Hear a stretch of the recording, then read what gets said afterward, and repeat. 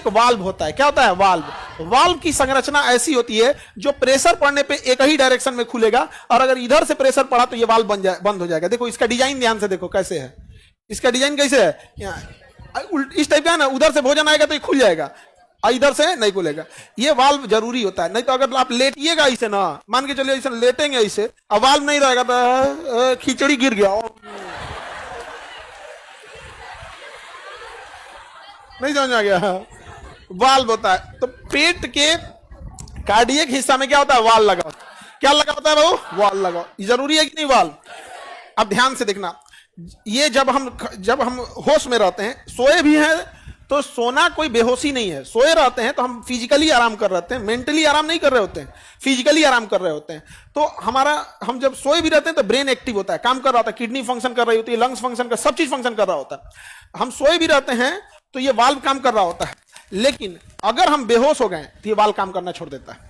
बेहोश हो गए तो वाल्व नहीं काम करेगा, छूट जाएगा इसे यहाँ पर। यही रीजन है कि डॉक्टर इसमें राइस ट्यूब डाल देता है जब वो ऑपरेशन करता है। तो जब आपको डॉक्टर बेहोश करेगा, जनरल एनेस्थीसिया, देखिए एक होता है लोकल एनेस्थीसिया, लोकल मतलब थोड़ा एरिया में, नहीं बोलते आपके गांव का रहेगा तो कहेंगे लोकल आदमी है, नहीं समझे। तो अगर मान के चलिए यहाँ कोई नस वस में घाव हो गया है, यहाँ चीर फाड़ करना है, हल्का सा टाका होका देना है, आपको दर्द ना हो इसलिए क्या डाल देता है? Local anaesthesia.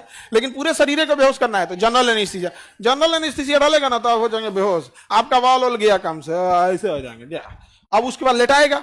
अब डॉक्टर आपको दो प्रिकॉशन करेगा। पहला तो कह देगा कि आपको 8 घंटा से कुछ खाया नहीं होना चाहिए, कुछ खाए नहीं रहना चाहिए। अगर खाए रह गए और हुए हैं बेहोश, तो ले इसे वाल हो जाएगा, खुल जाएगा, अब भोजन चलाएगा वापस। भोजन वापस आने से झमेला नहीं है, क्योंकि अगर वापस आएगा ना तो मुंह के पास यहाँ 2 नली हो जाती है, वहां एक ठो नली हो जाती है सांस वाली। तो अगर आप लेटे हैं तो भोजन डगर के वापस आएगा, और गलती से कुछ भोजन मुंह के रास्ते बाहर जाएगा, कुछ कहां चल जाएगा? फेफड़ा में, सांस नली में चल जाएगा, कहां चल जाएगा? फेफड़ा में। और अगर फेफड़ा के अंदर चल गया तो फेफड़ा में से निकालने का कोई व्यवस्था नहीं है। फिर आपके लिए निमोनिया हो सकता है, जाम हो जाएगा, ब्रोंकाइटिस जाम हो गया तो फिर मरी हो जाएंगे। इसीलिए डॉक्टर पहले मना करता है कि आपको खाया नहीं होना चाहिए, क्योंकि आप बेहोश हुए हैं, वाल्व खुल जाएगा। और एक ट्यूब होता है जिसको कहते हैं राइस ट्यूब। क्या कहेंगे? Ryle's tube. तो इसमें राइस ट्यूब डाल दिया था। राइस ट्यूब की संरचना होती है, यहां जाके वो इस तरह से बन जाता है। राइस ट्यूब जब पेट में डालेगा तो नॉर्मल होता है, अब वहां जाके क्या करता है? खोल देता है। तो पहले वो आएगा इसे पाइप की तरह नॉर्मल, मुंह में पाइप की तरह नॉर्मल आएगा, और यहाँ आके इसे क्या हो जाएगा? फैल जाएगा, यहाँ आके फैल जाएगा, ये पाइप मुंह के रास्ते बाहर निकल जाता है इसे।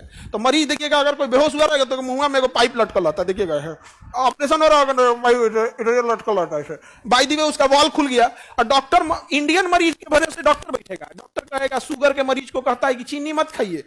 हर महीने केकरो यहाँ छठियार में, केकरो यहाँ बारात में, केकरो यहाँ घर भोज में पहुंच जाएगा, एक दिन तो चल तो, एक दिन तो चल तो। और यार ऐसे थोड़े होता है इलाज। आपको इंडियन मरीज अलग है, इंडियन मरीज अलग है, इसीलिए इंडियन डॉक्टरों अलग है।